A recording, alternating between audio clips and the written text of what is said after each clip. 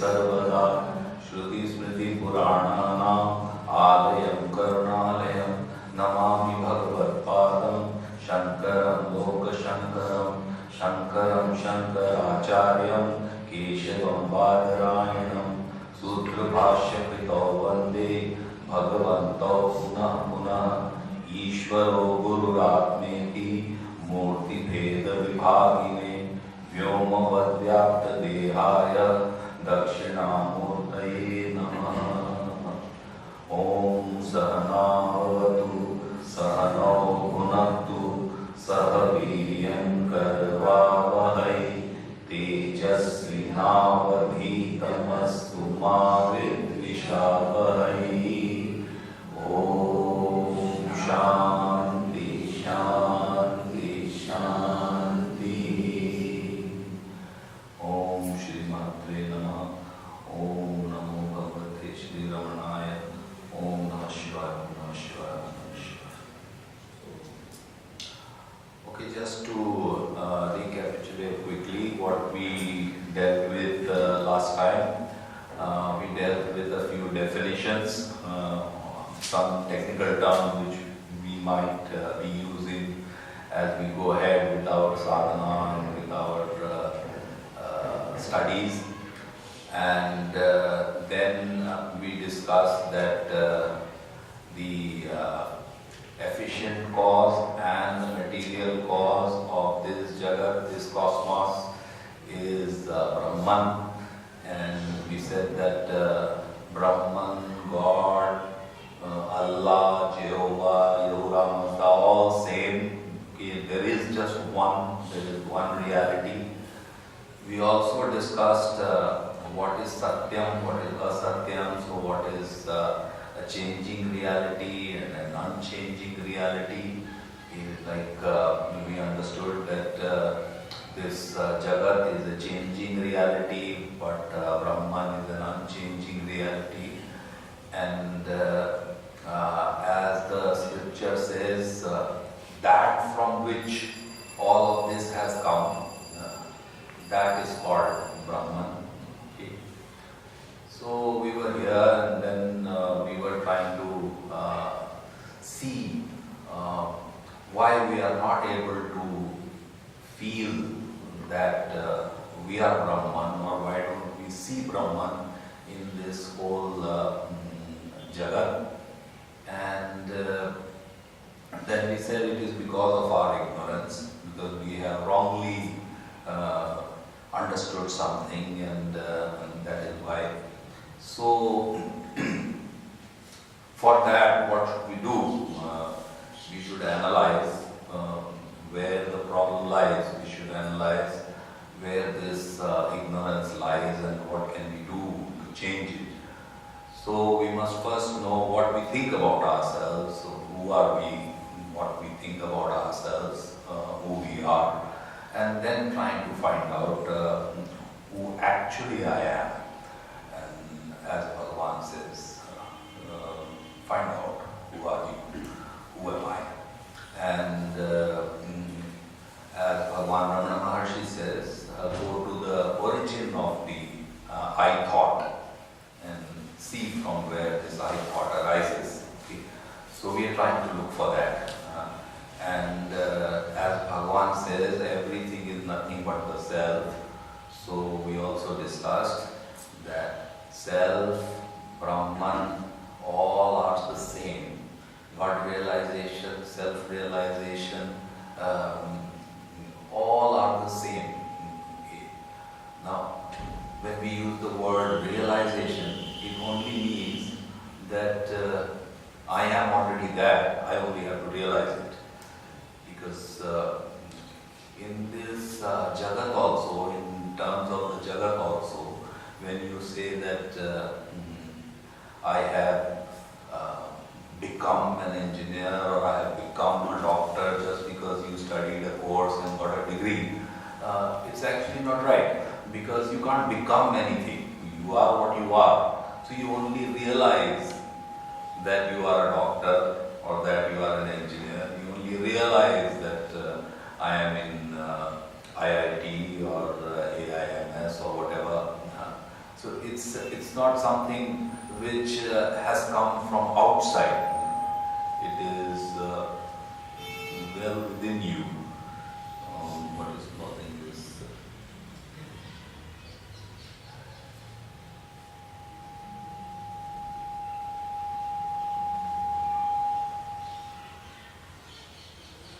And nothing can come into me from outside. There's no capsule that I can take and then get knowledge or become an engineer or a doctor or something like that. It has to be within me, because every knowledge has to have a source. So the source of that knowledge is within me. I only etch it out. I only bring it out. For example, if you see a rock, Hanumanji is in that rock. You can't see it. You remove the extra rock, okay, and what you are left with is Hanumanji. So a sculptor, he just removes some rock with a chisel and hammer, and he gets Hanumanji from that. So where was Hanumanji? He was well within there, in that rock. Okay, it only came out. Similarly, that source of knowledge is within me. Now, what is that knowledge which is within me? It is total knowledge, pure knowledge. Okay. So in that pure knowledge, I bring out particular knowledge. Do you understand? That means I have nirvishesha jnana. It is not particular. For example, when I say that when I know this table, when I say I have table knowledge, I have chair knowledge, I have building knowledge, I have light knowledge, I have picture knowledge, I have one knowledge, isn't it?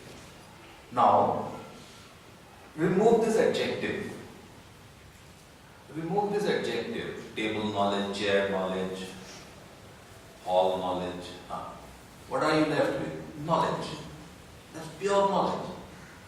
So, that is what I have inside. And I, out of that, bring out particular knowledge, vishesha jnana. So, that nirvishesha jnana is Brahman. I think many times we chant the Gayatri Upanishad here. What does it say? Satyam jnanam anantam. Satyam, he is unchanging. Jnanam, he is this jnana. He is awareness. Okay. And many times some people prefer to use the word consciousness. But I like jnanam, I like awareness. Because if I say consciousness, then the English term is very misleading. Because you can become unconscious also. But Brahman doesn't manage, there is no such thing as unconscious there. In common English language, functioning of the mind is called conscious. When the mind is not functioning, we call it unconscious. So if somebody is in anesthesia, we say that he is unconscious. But he has awareness, he has knowledge. He is Satyam Jnanam Anantam anyway. Okay. So, that he is Satyam, he is this Jnanam. Okay. And he is Anantam. Anantam means he has no beginning, no end. Because when we say that yato va sarvani bhutani jayante, that from which all of this has come. Now, the Jagat is Nitya. Nitya means eternal. The Jagat is Nitya. Nitya means it doesn't vanish. And therefore, Brahman is eternal. Because all this comes from Brahman, so Brahman is eternal. Eternal means he has no beginning and he has no end. So he is Satyam Jnanam Anantam. Okay? Also Satchidananda, as we discussed last time also, okay, that no limit. Now, let us see what we are composed of. Who are we? By we I mean what we understand as we. Not the true I, the real I. What am I as I know myself? Okay. First of all, I am this body. But I do have a feeling, if I have learned and just marked it up, no, but I have a feeling that this body is insentient. It is jada. Why? Because I have seen non-functional bodies. I have seen a body lying there which is dead. I call it dead. It has all the parts which I have, but it doesn't function. Okay. So the body is insentient. Something makes it work. Something makes it work. What is that? Now, inside that, it is permeated by what is known as prana. So, this sharir that I see, what we call sthula sharir, that means the insentient body, it is jada, okay, has inside it prana sharir. Okay, so there is a pranamaya kosh. This is what? It's a container is a kosh. So this is an annamaya kosh. Why do I call this stool sharir as annamaya kosh? Because it came from food, it survives on food, and it will go back to food. Isn't it? It will go back to where it came from. Okay. That is dust, where again food will grow. That food my parents and their grandparents would have eaten. I am produced out of that. Then I survive on that. I grow. I was born this size, now I am this size on food. Okay. And then ultimately I will be turned into dust and back to the same place. So this is known as annamaya kosh or the stool sharir. When we talk about death of anybody, it's only the stool sharir which dies. It is only the annamaya kosh which goes back to anna. It's only the annamaya kosh which dies. Okay. Then it has inside it and is permeated by the pranamaya kosh. Now the pranamaya kosh is also permeated by jnanamaya kosh.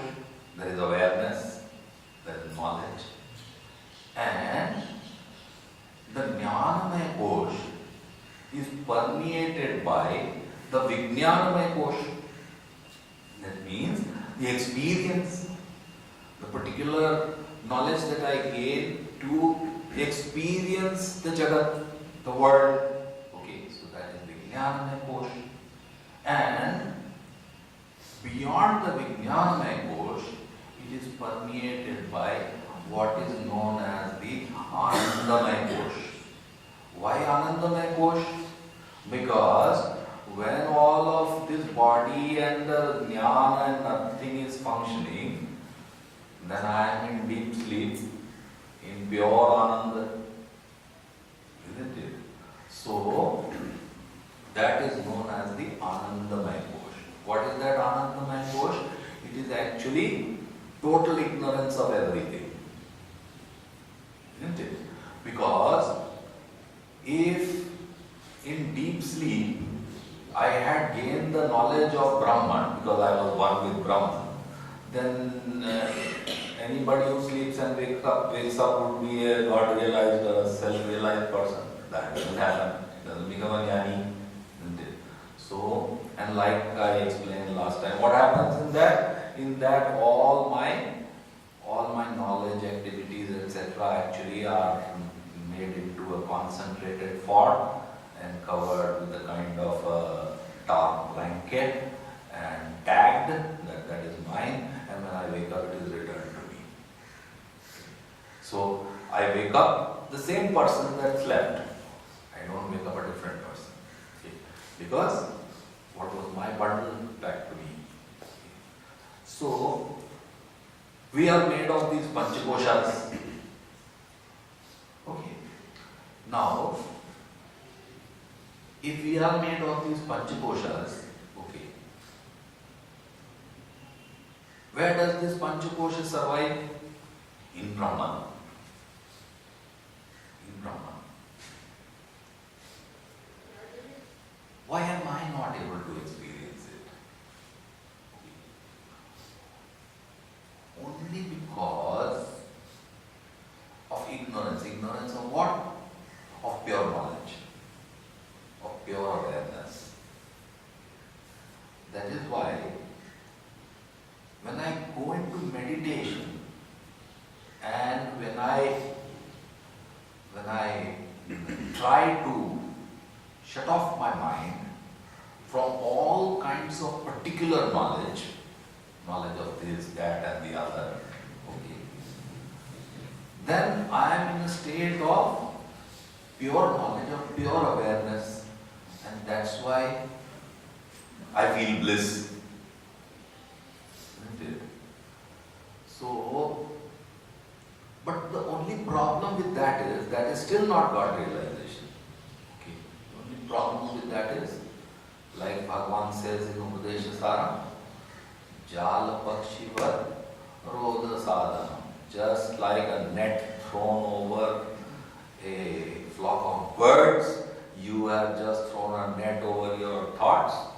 The moment the net is removed, the bird will fly in all directions, your mind will fly in all directions.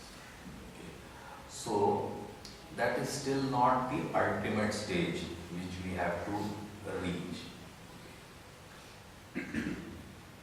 Now, how to reach? Only one route, and that is jnana. Jnana means knowledge. Knowledge of who am I. But that itself is the problem. How to get that knowledge of who am I. So the Upanishads guide us. Our Shastras guide us.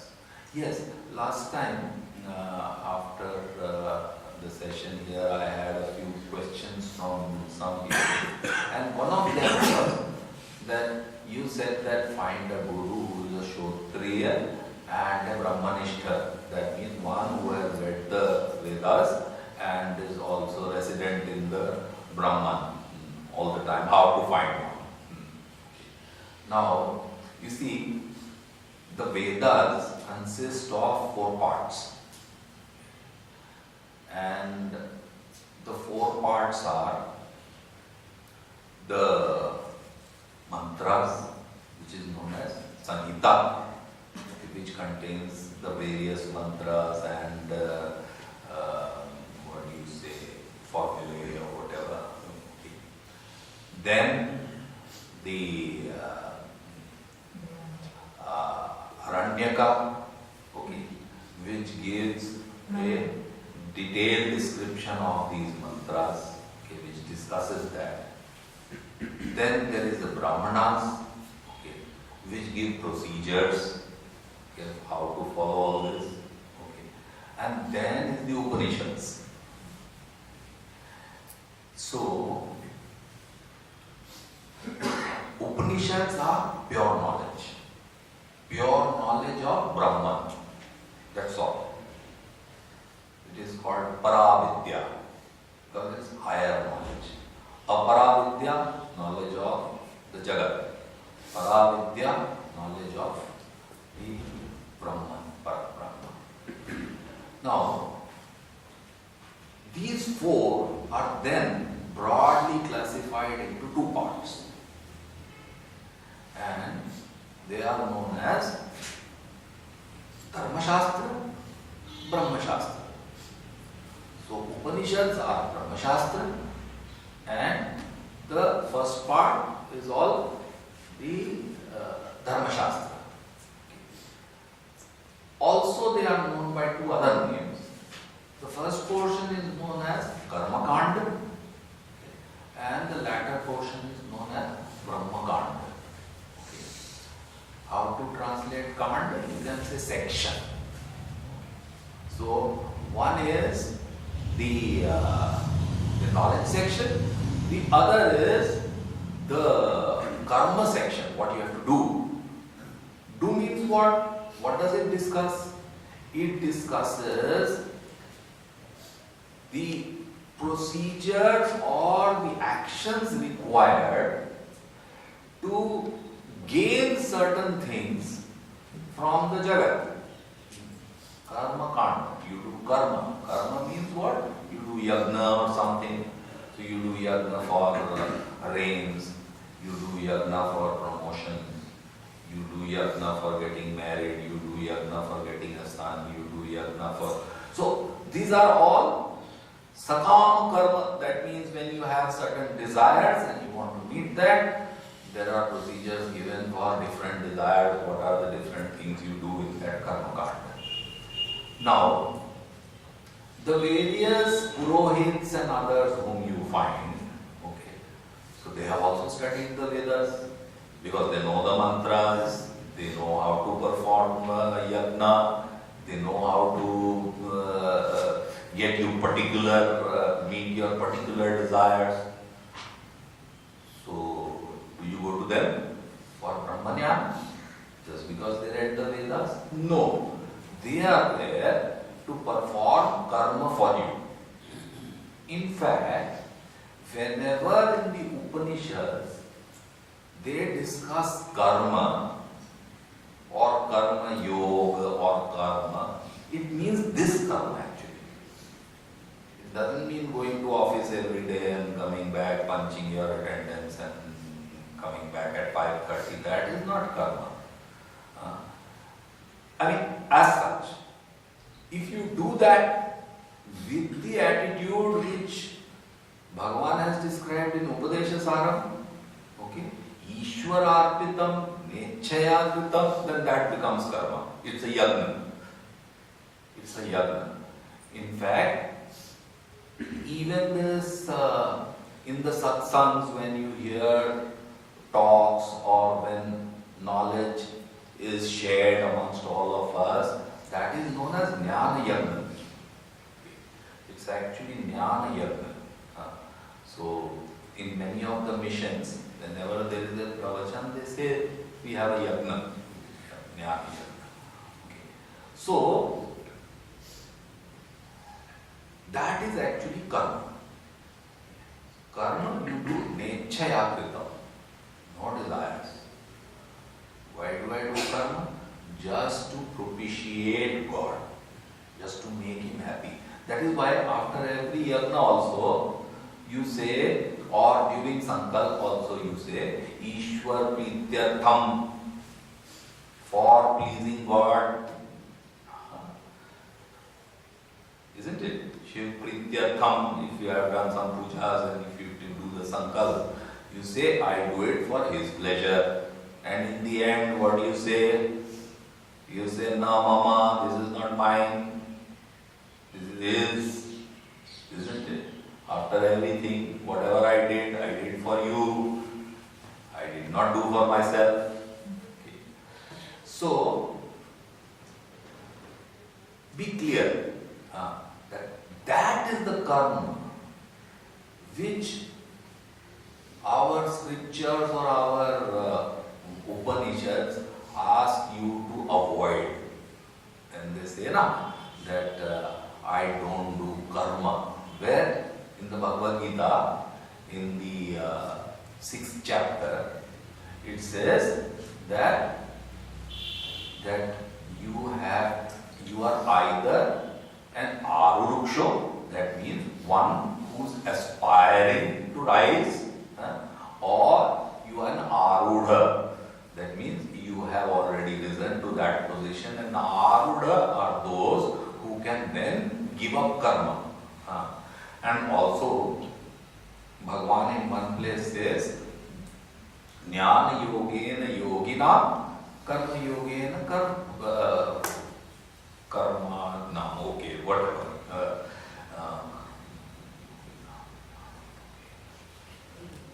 Okay. And also in the Bhagavad Gita, Bhagavan says that 4 types of people approach me. Who are the 4 who approach me? They are either artha, okay, that means dukhi, lot of pain, okay, or the artharthi, that means one who wants wealth and other things, okay. And then he says that otherwise there is the jnani. There is the mukshu who wants to reach me, there is the jnani. Now, for me, I like the jnani the most because he will find me. So ultimately, the route to finding God or self or who am I is only knowledge. Jnana. Very simple. What we discussed was, why do I experience the Jagat? Why do I feel that I am this body and this mind? Because of ignorance. Isn't it? Because of ajnana. How to remove ignorance? With jnana. How to remove darkness? With light. How to remove ignorance? With knowledge. Is there any other way? That means, if I do sit-ups, will I become knowledgeable? If I sit and whole day do anulom vilom or this, that or the other thing, will I get knowledge? No. I can remove the darkness of ignorance only with the light of knowledge. So, all the other things that we do, karma yoga, bhakti yoga, etc., is preparatory for gaining knowledge. For example, if you want to gain knowledge of God, then first of all you must love Him. Why will you seek Him if you don't love Him? You will love Him, only then you will seek Him. Okay. So, deep love for God is bhakti. Okay. If you have to perform karma, nechaya kritam, ishvara kritam, then you will surrender your karma or you will do it without desire. Only if you love Him, you do it for Him. See, mother does karma for her son, unconditional love. Doesn't want to earn out of it. It's not that she is doing it for a promotion or for money or anything like that. Isn't it? So, bhakti is an essential in all cases. So you can't say that I am a karma yogi but not a bhakti. Not a bhakti yogi or whatever you do. I follow the karma marg and not the bhakti marg. No. Bhakti is an essential ingredient.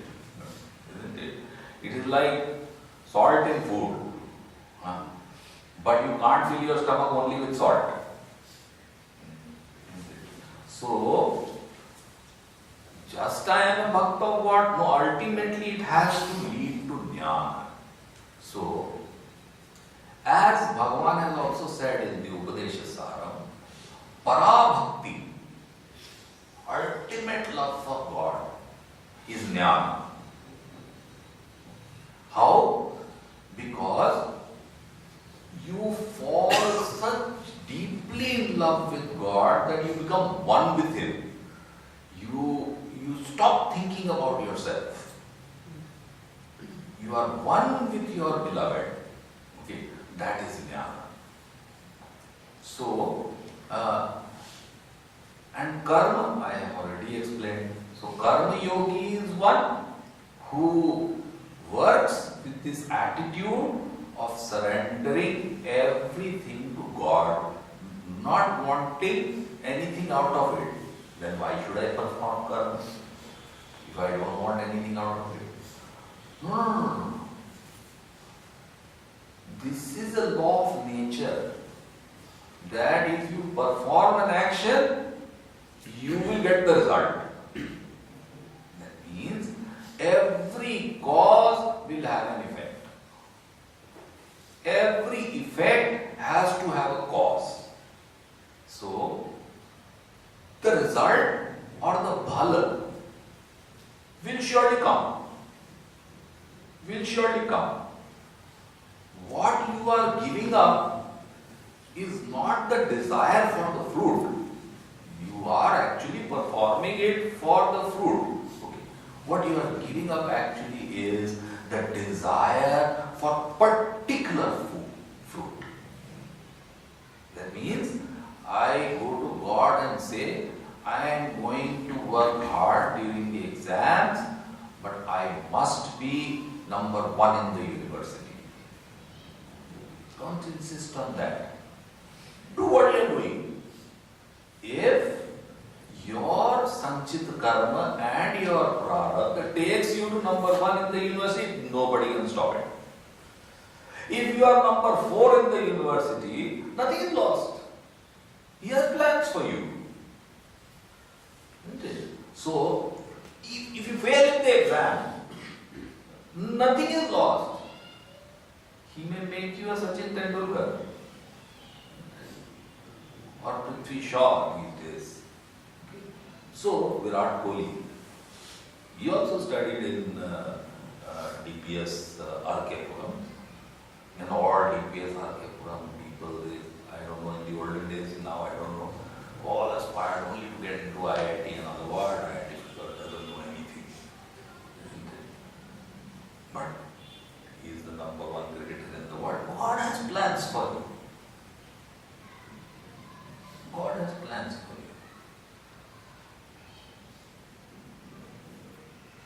you. APJ Abdul Kalam wanted to become an Air Force pilot. Went to Dehradun and appeared in the selection tests and the processes there. And he failed. And then as he was returning, he stopped at Rishikesh. And he has written this in his book, and Wings of Fire. And then he went and met Swami Shivananda. Didn't go to meet, just went there. And Swami Shivananda was sitting there and talking to some of his devotees, and he saw him. Then he came and just stood near the door. And then called him, come here. Why are you looking so downcast? What is your problem? I went for this and I didn't get selected. So what? You are made for much greater things. God has greater plans for you than just being an Air Force pilot. And he was the commander of all the armed forces. So, don't insist on particular knowledge. Ishwararpinam, what does it say? Karturagya prapyate phalam. Karma kim param karma tat jadam. The very first verse of Upadesh Saram says that the actions which you perform, the karma that you perform is jada, is insentient. But the fruits of that comes through karturagya. Ultimately it comes by his orders, by his desire you get the fruits. Karturagya prapyate phalam, you will get fruits. Karma is not supreme. I have done this and I am definitely going to, I will do it. No, all this has no meaning. Okay? It's good for motivating you to do something, but I will get it or I will not get it. This depends on Kartura Keya. Karma ki param karma jadam. Karma is jad, it's insentient. It's performed by an insentient body and it can get you no fruits. So, now what happens? We're talking about how I got into ignorance and how to get out of it. So, what happened? I performed karma for fruits. What fruits? Desired fruits. What are those desired fruits? Desires which I harbored and I imagined. It is sankalpa. I had some kalpana. So I imagined certain fruits and I worked for that. Why did I imagine those fruits which I ran after? Because I had the impression that it will give me sukha, it will give me happiness. Everybody performs action only to pursue happiness. The pursuit of happiness and the avoidance of pain is something primary to all creatures. So, I performed some things because I wanted to gain sukha, wanted to gain pleasure, happiness. Okay. Why did I do that particular thing for happiness? Because I have past experience that when I did this, I felt happy. So if I do it again, I must definitely feel happy. So I'll do it. What does that mean? If I graduate as an engineer, I will feel happy. I have done it in the past also. No, not that. I know that by chasing certain things in this jagat, I derived happiness out of it. So I will chase some goals in this jagat again and I will get happiness out of it. So I do that. What happens? Every action that I perform leaves an impression in my mind, in my buddhi. Okay. That is what carries me ahead to do more actions, to get more pleasures. But many times what I do gives me dukkha also. That also gives me an experience. So all experiences are, they leave an impression, a very subtle impression. Okay. You don't know when those impressions will suddenly get fired up. Okay, and convert into sankalpa and desires. So, and where does this start? This starts with, why I am saying all this is because one of the things which we are trying to do is try to understand the masters. Isn't it? Understanding the masters. They say so many things, don't have desires and all. I don't understand it actually. Why do they say don't have desires? So where does this start again? This starts with, I like sukha and I dislike dukkha. I dislike sorrow, I like pleasure. Again, I have made a table in my mind of what gives me pleasure and what gives me sorrow. So, I have learned to like certain things and to dislike certain things. So where does this whole thing start? Likes and dislikes. So if I give up likes and dislikes, then automatically desires will cease. If I give up desires, automatically my impressions of the karma which I do will cease because I won't perform those karmas for the desires, so it will not give me latent impressions to perform it again and again. So when the masters say give up likes and dislikes, they mean this. It doesn't mean that when a tiger is chasing you, then you say like this, like I'll sit here. No, no, no, not that way. Like there was this one young student of a Swamiji, one aspirant, and so Swamiji told him, everything is Brahman, everything is Brahman. So one day he was strolling in the market and there was an elephant coming on that path, and there was a person, the Mahao, was sitting on the elephant and guiding it. And he was shouting loudly, "This elephant is mad, move away, all move away, this fellow is a wild fellow, move away. This was the Swami, he said, everything is Brahman. You are also Brahman, I am also Brahman. So where is the question of being afraid? And then that elephant came and lifted him, spun him around and threw him. And that fellow with all broken bones stood up with great difficulty, walked to his ashram, and his guru asked him, "What happened?" He said, "There was one elephant and he threw me. I am broken into pieces. It's all because of you." He said, "How? You only told me everything is Brahman, everything is Brahman. Don't be scared of anything in this world." So then Swami said, that fellow who was sitting on the top shouting, and move away, is he not Brahman? He was also Brahman. But you didn't listen to that. So, you can't start acting stupid because you understand what the masters say in a particular way. You have to understand what he is saying. And I tell you, if you have heard and read 300 masters, and 300 masters have said 300 different things, you will go mad if you try to follow all of those. Pick and choose.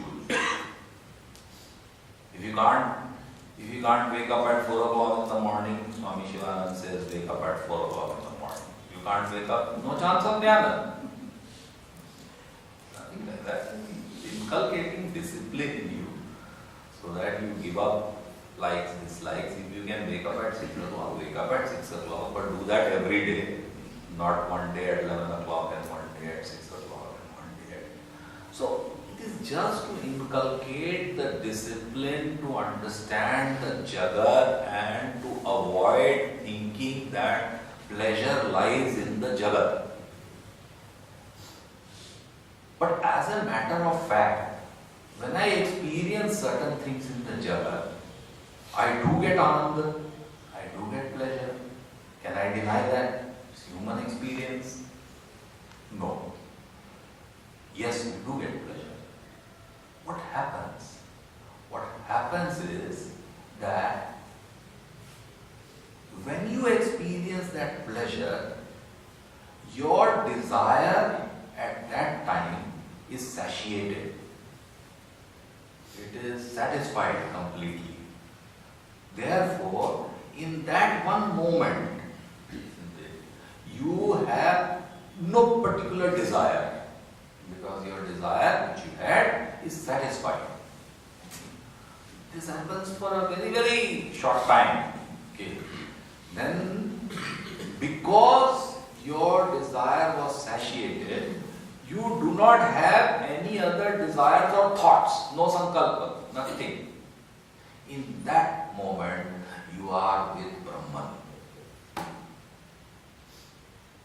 Therefore, you experience the joy of Brahman.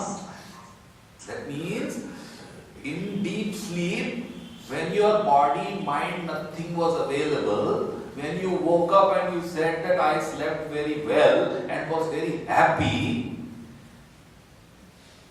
that is what happens at that moment.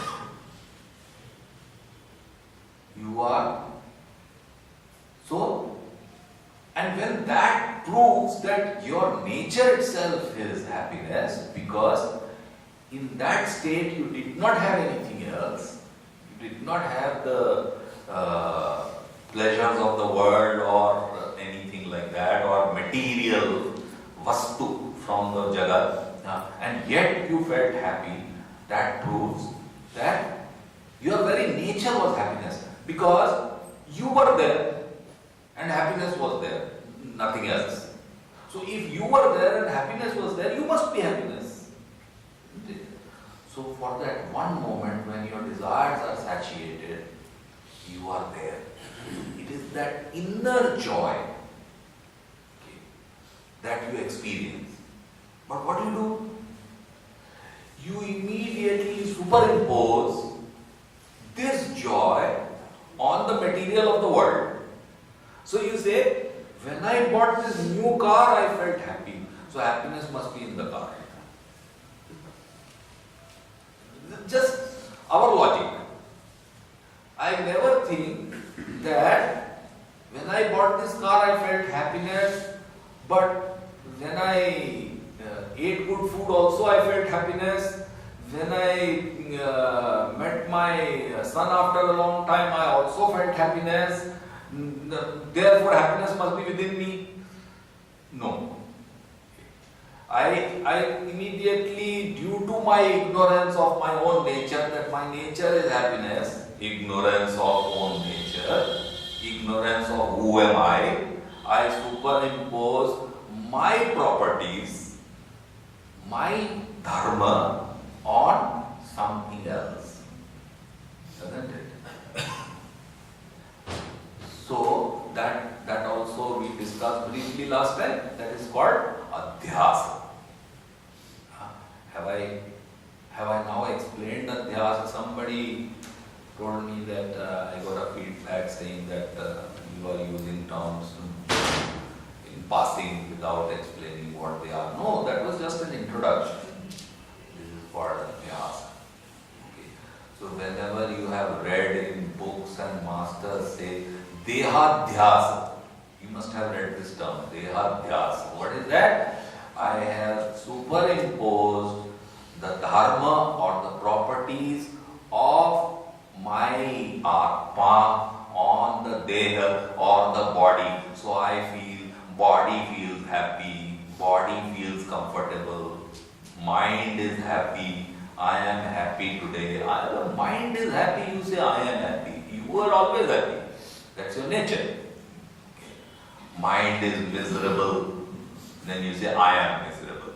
So what is happening? That I which you say, you have superimposed on the body and the mind. Therefore you feel body, I am the body and I am the mind because of adhyasa.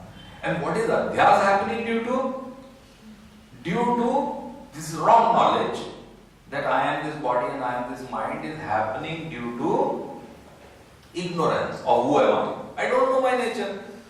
So I think this is the... So adhyasa is born out of avidya, out of ajnana. Okay. Out of these two, which is more harmful? Adhyasa more harmful. Why? Because I don't know who I am. Okay, sorry. But I know who I am and wrongly, very dangerous. So, adhyasa is born out of avidya. Now you will ask me, there is avidya born out of. So, bear with me. Because when we know that, then we know who I am. So, adhyasa is born out of this ignorance of who am I. And we are always living in this wrong knowledge. And that is why chasing the world. Now, those who are Brahmanistha, Bhagavan Ramana Maharshi,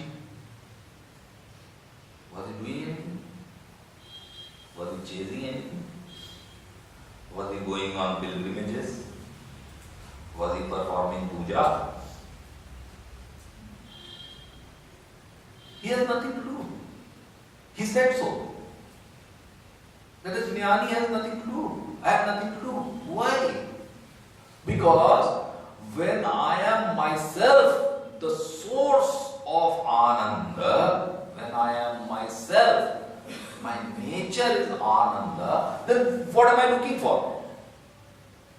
For what have I to perform karma? I have reached the pinnacle of Ananda by knowing who I am. I don't have to do anything to get that Ananda. I am there. Have I to do anything? थोड़ा बोलो भी यार, मतलब don't make it look like a condolence meeting. I know bit heavy and so, but is it okay? When I am Ananda myself, I have nothing to do. So, when people get fed up at home, okay, when their wife is too nagging, then they say, हम सन्यासी बन जाएंगे, हम सन्यासी बन जाएंगे, हम चले जाएंगे वहाँ हिमालय में चले जाएंगे, कुछ नहीं होगा, nothing will happen. And what do normally the wife say? जाओ ना यार, रोज तो बोल रहे हो यार, ज़्यादा तो बोलिए. Why? Because your desires will chase you there also. Because you have not found true happiness. You are still looking for happiness. You think happiness lies there in the Himalayas.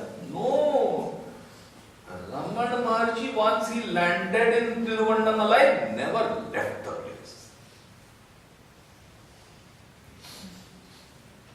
Swami Tapovanam, the guru of Swami Chinmayananda, the Gyan guru of Swami Chinmayananda, his Diksha guru was Swami Shivananda, and for Jnana he went to Swami Tapovanam.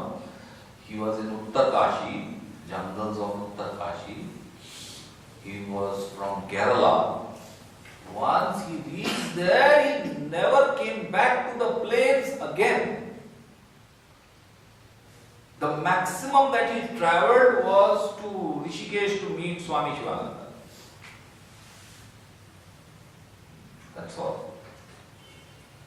So, हम भाग जाएंगे. All you sisters here, never be scared of this. The moment he says this 2-3 times, nothing will happen.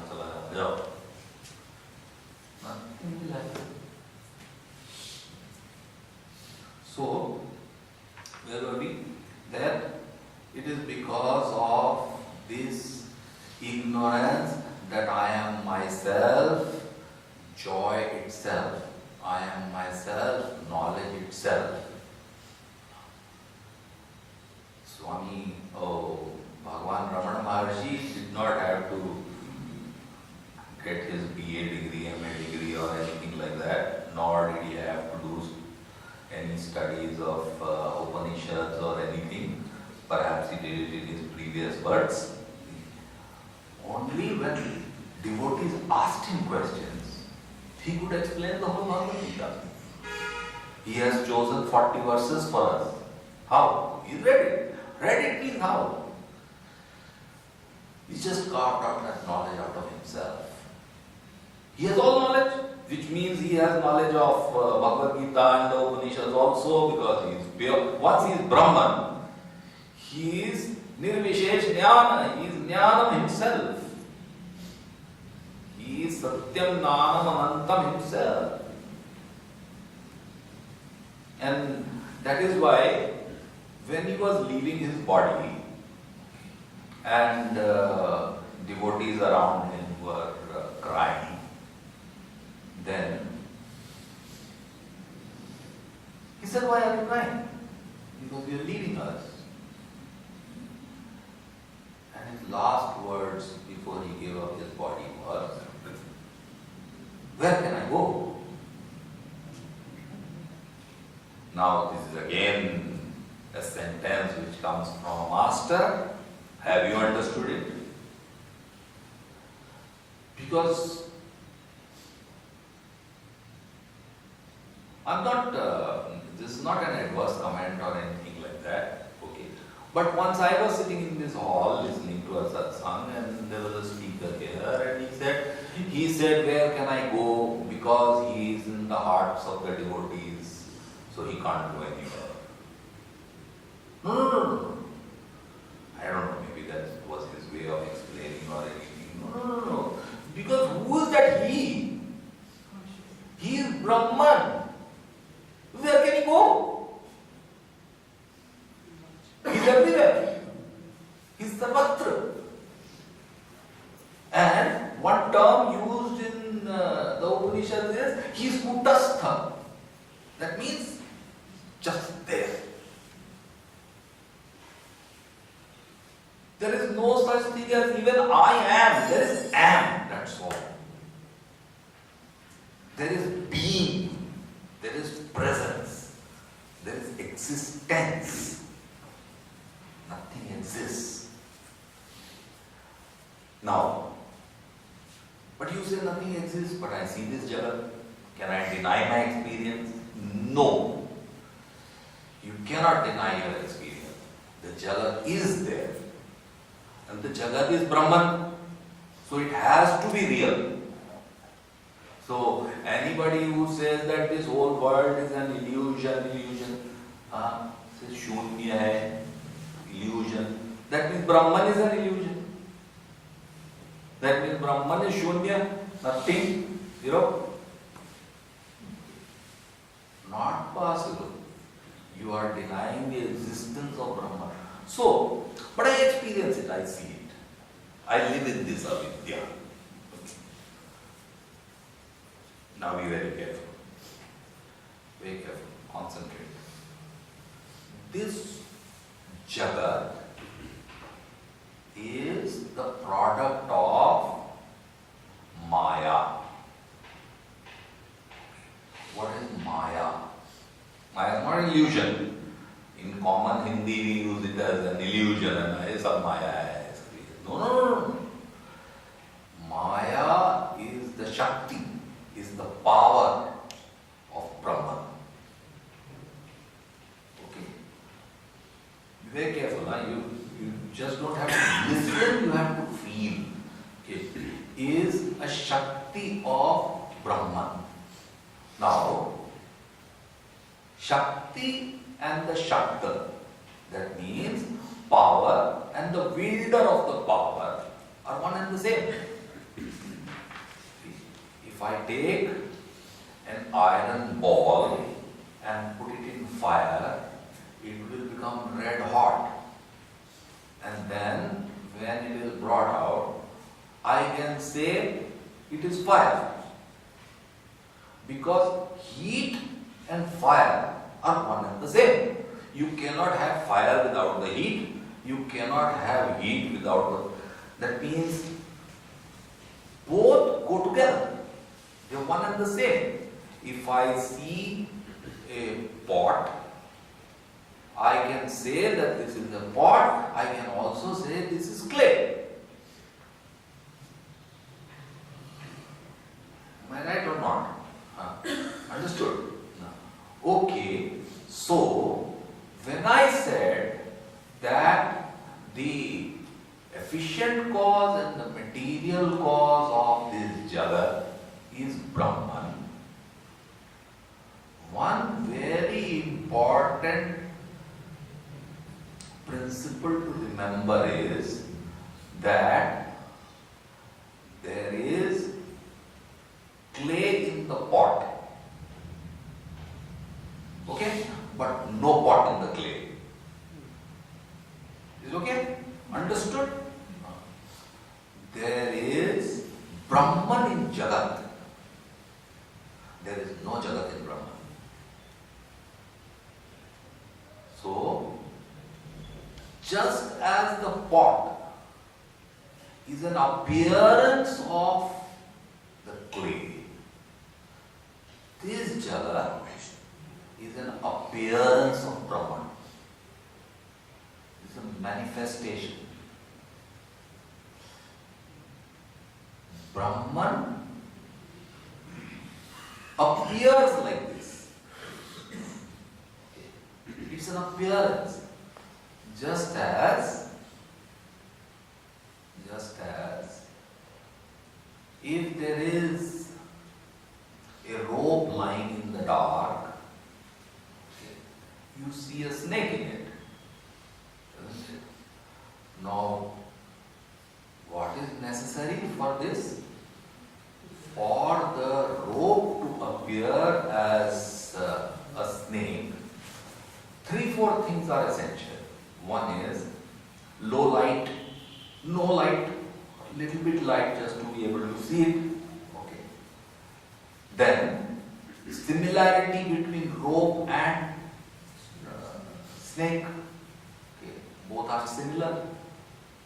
And the third, your knowledge or your impression of the knowledge of a snake.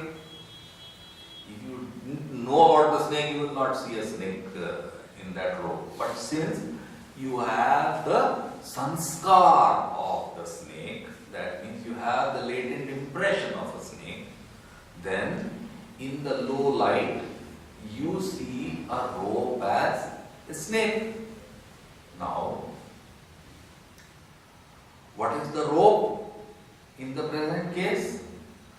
Brahman. Okay. Because no rope, no snake. Move the rope from there, you won't see a snake, isn't it? You must have heard this example several times. You must have read it in so many books by master, but never spent the time to ask why is he giving this example. So, the rope is a must. The rope is the fundamental or the foundation of the snake that you experience. So, here you take the rope as Brahman. Low light or darkness, your avidya or ajnana, darkness of your knowledge, you don't know it. And number 3, similarity between snake and rope, similarity between Jiva and Brahman. You have similarities with Brahman as a Jiva, not the body. Okay, as the Atma inside, which you feel there is an Atma inside. That Atma inside is not a part of Brahman. No. But it's my feeling, so I call it Pratyagatma. My innermost Atma, just like the 5 koshas. So, there is a similarity between that. Therefore, just as the snake appears in the rope, the Jagat appears like Brahman appears like the rope actually appears like a snake. Brahman appears like this Jagat. Understood? None of you will ever say that this world is an illusion and false and not there at all. It is our imagination. No.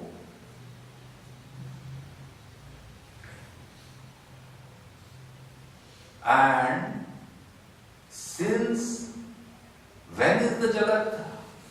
Since when is Brahman appearing like that? Ananta, beginningless. Why?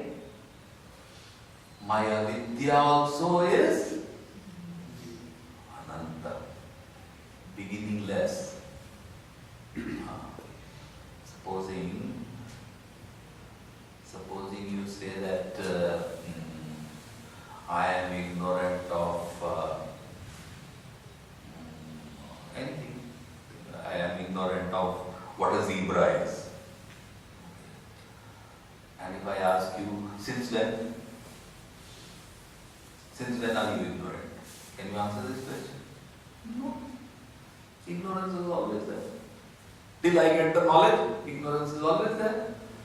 So my ignorance, my ajnana is also anadi. It has no beginning. because it is anadi, okay, therefore, because from beginningless time, I chased desires. That's why I got a birth to complete my desires. Now when I performed actions to get those desires, again I created impressions in my mind, there were further desires. So further I was born again, then I died, I left back certain desires, I was born again. So since when am I getting born again and dying? Anadi. Because today I am here because I have to complete certain desires which I have, that is known as prarabdha. When was that done? Previous birth. Why was I there in the previous birth? Because I had some desires from the previous birth. Why was I there in that birth? Because I had desires from the previous birth. Beginningless. Understood or any doubt? Okay? Is it okay? Is it okay, all of you? I think I have finished my time, exceeded it by 2 minutes. But so for today, we will stop here. I still have a chance of one more Sunday. I have a chance of 2 Sundays, but I'll try to see as much as I can do to finish it next Sunday, so that on the last Sunday we have some questions or discussions or something. Because if all of this is clear in 3 Sundays, then I have been wasting so many years. So and you are all very grand. And so you will see, if there are questions, we'll take it up on the 4th Sunday, because the 4th Sunday will come after a gap of 3 Sundays in between, after the next Sunday. So by that time, if you are still in avidya, you will forget all of this also. So we'll have to remind you again on the 4th Sunday of, because I am sure that just the moment the arati is over, then all the Brahman and all is gone. You are looking for the prasad. Will it be today? Will it be upma or vada? And then again you are worried about how to reach home and how to manage the expenditure tomorrow, which vegetable today. It won't last even 5 minutes. In fact, if you are serious, then I would recommend that after you leave this place, remain maun for some time, of your own discipline, out of your own discipline. Then it might seep in. Okay. So try that. Okay, before I close, I have one information to share with you. Those of you who are into regular sadhana, and especially those of you who are into japayagna sadhana, because as Bhagavan Krishna said in the Bhagavad Gita, Yagnyanam japosmi, out of all the yagnas I am japayagna. Okay. There is on the 17th of February, which is a Sunday, in the morning, there will be a collective samuhik puja of Lord Shiva. Okay. And that will be in Shivanand Memorial School, Swami Shivanand's institution, Shivanand Memorial School in Punjabi Bagh. If you wish to join, you can join that. You will be given a shivling and you will be given all puja samagri. Each one will sit individually and you will be guided how to do puja. And you will be doing vibhuti abhishekam. Okay. And therefore, if you wish, you can join that. There is only one requirement. This is being done by the blessings and the grace of Swami Paramananda Bharati, whose books you find here. Several books are available on sale here. And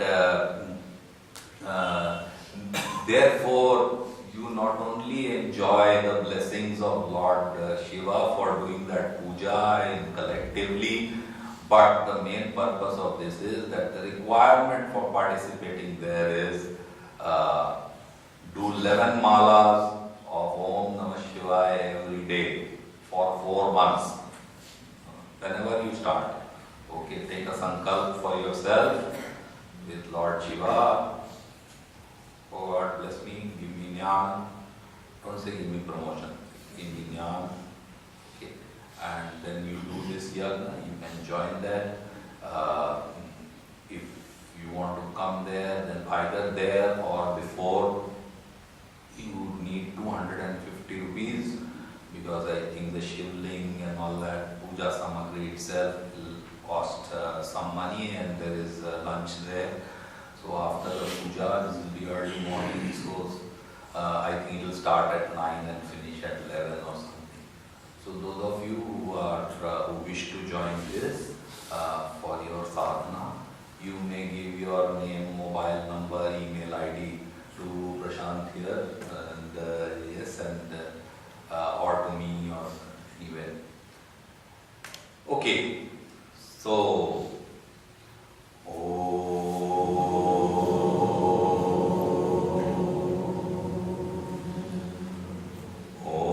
Purnamada Purnamidam Purnat Purnamudashyate Purnasya Purnamadaya Purnameva Vashishyate. Om Shanti Shanti Shanti. Hari